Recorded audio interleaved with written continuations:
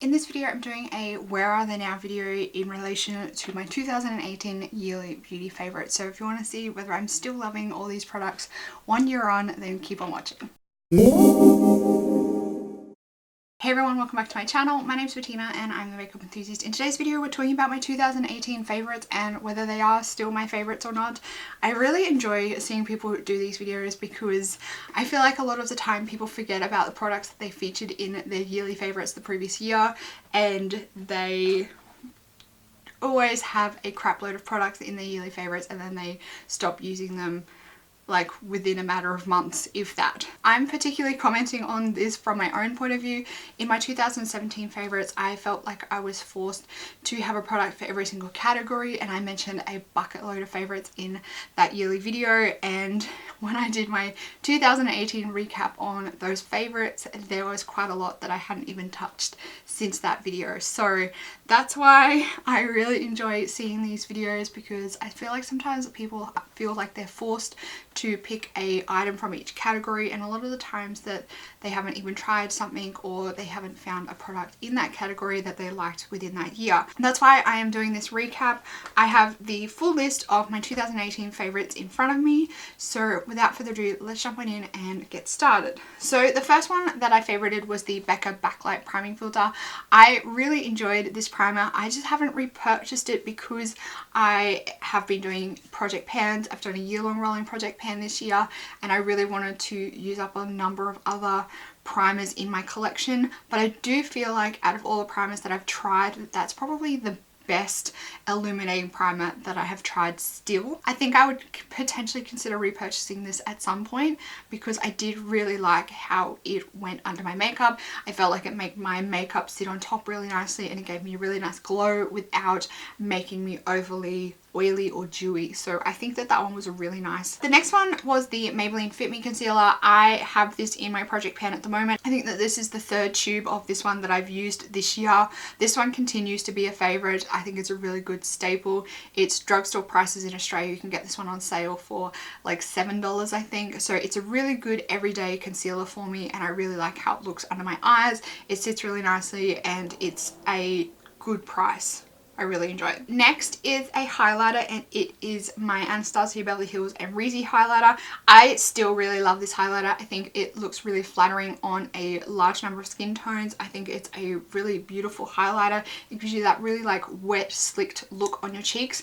But I don't grab for this all that often because it is limited edition and I don't want to use it all up. I know that's really stupid, but I do. This is probably my go-to highlighter when I'm looking for something to pair with anything, but I don't like to overly use it. I don't like to use it on other people because I'm scared that one, I'm going to lose it, or I'm going to get stolen, or it's going to be finished and I'm going to lose the best highlighter of all time. So I still really love this highlighter. Same with this one. This is my Smashbox Vlada MUA Gilded Rose highlighter. I don't use this one all that much either because I don't want to ruin the design. The packaging is beautiful, so I don't want to run out of this, but it is a really flattering color on my skin tone.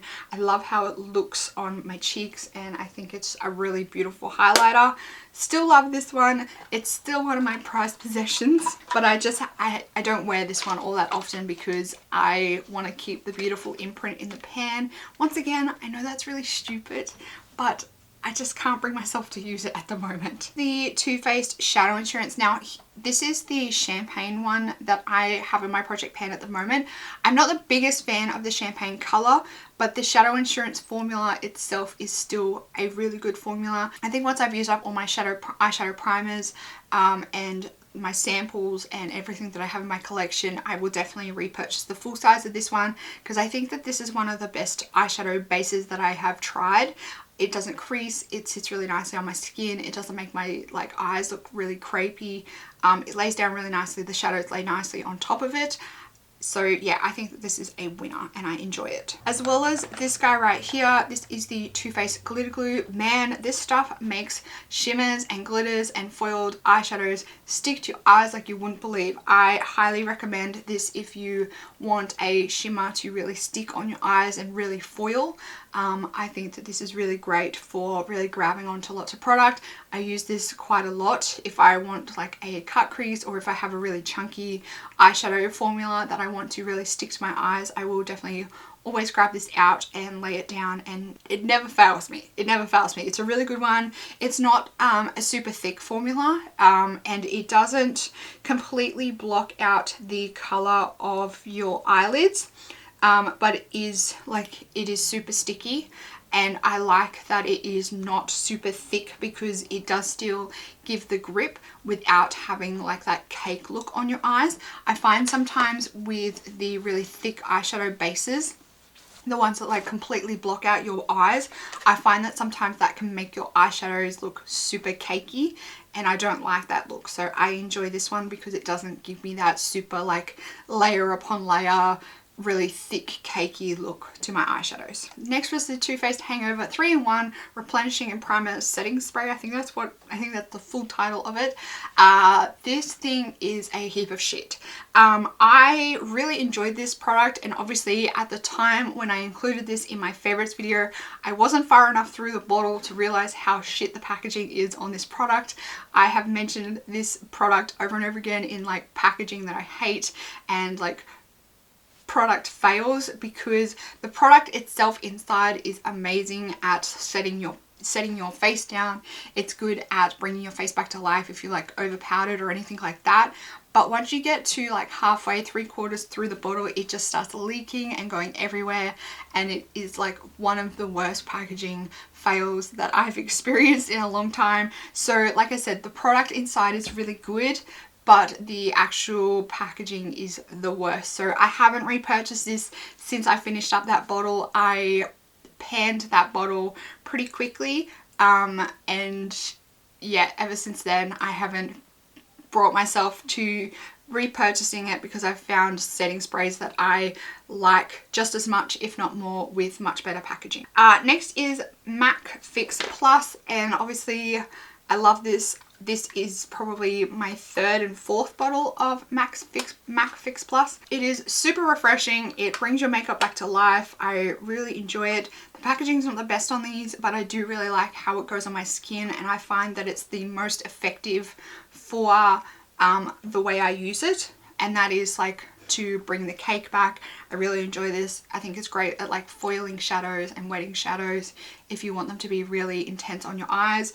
I've got the pineapple scent here, smells amazing, but the original is obviously always tried and true, tested, love it. We'll continue to repurchase it. I think it's a great product. My Too Faced Melted Matte Sweet Smell of Christmas pack. I haven't used these as much as I did last Christmas, but I still really enjoy these. The scents are really nice on these ones compared to the gingerbread ones that I got this year at Christmas. I do really enjoy these. This pumpkin spice one, I still love this color. I think it goes really well with my skin tone and with a lot of eyeshadow looks that I put on. I really enjoy the Melted Matte formula. Out of all the liquid lipstick formulas that I've tried, this is one of the ones that I enjoy the most, and I love that these are little minis. I love the scents, I love the colors, I think they're great. L'Oreal Lash Paradise Mascara. I haven't purchased this again. This is the same tube as last year. I haven't actually been using this. I've just for some reason had it in my collection for a while. I still really enjoy this mascara. I still think it's a great brush. I enjoy the like fiber brush aspect of the brush. I like the brush style, not the like plastic brushes. I think it's a good mascara. I really think that this is comparable to my favorite Tarte Lights Camera Lashes mascara, and it is a bit cheaper. So once I have cleared out my mascara collection, I think I would buy this again. I just have so many minis and samples and full sizes in my collection that I need to use up first before I consider buying this again. But L'Oreal is always on sale at Priceline as well, so you can get that for a decent. The next one was the Bareminerals Aurora Lights palette. This was the limited edition eyeshadow palette from Bareminerals for the collection last year. This, in my opinion, I think is one of the best eyeshadow palettes that Bareminerals has ever released. I think it's a really good size. I like the color range. I think the formula is really beautiful. I still use this quite a lot. I don't ever really use it on camera because it was a limited edition palette. Compared to the palette that they brought out this year, this is extremely exciting compared to that palette. Yeah, I love this palette. I think it's a good little size palette. It's a good little travel palette because it's so small and compact. I have a few brushes here. So I have two brushes from Crown. I have the Deluxe Blending Fluff Brush and the Blending Crease Brush. These brushes are alright. I mean, for cheap brushes, Crown brushes are really cheap in Australia. For cheap brushes, they are pretty good, but they can, and they have gotten a bit scratchy. So these aren't the most enjoyable brushes for me to use on my eyes. So yeah, I don't know. I probably wouldn't purchase Crown brushes again because I think that they are pretty cheap. They're alright for the price. If you can handle scratchy brushes, I just have quite sensitive skin around my eyes. So I don't enjoy scratchy brushes and I can't quite deal with them at all. So yeah, I wouldn't purchase them again. Then I had the Wayne Goss number 16 brush. I love this brush to death. This is one of my favorite blending brushes in my collection. I use this almost every single day.